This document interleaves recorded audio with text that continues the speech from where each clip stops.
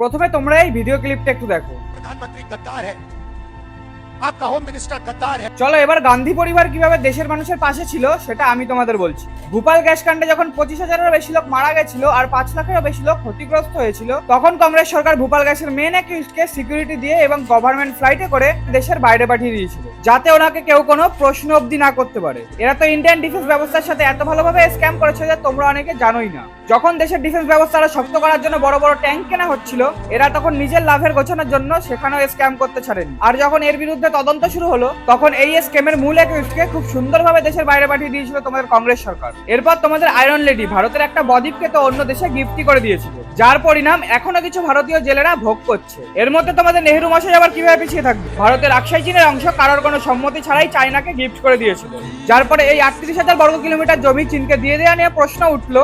তখন নেহেরু বলে এই 38,000 বর্গ কিলোমিটার জায়গাটা ভারতের কোনো কাজেরই না, তাই ওই জায়গাটা নাকি আমাদের কোনো দরকার নেই। রাহুল গান্ধী যেই কথাগুলো বলে, আমার মনে হয় সেই কথাগুলো বলার আগে ওনারই একবার ওনার পরিবারের ইতিহাসটা জানা দরকার। Sorry sorry sorry sorry sorry. জয় হিন্দ, বন্দে মাতরম।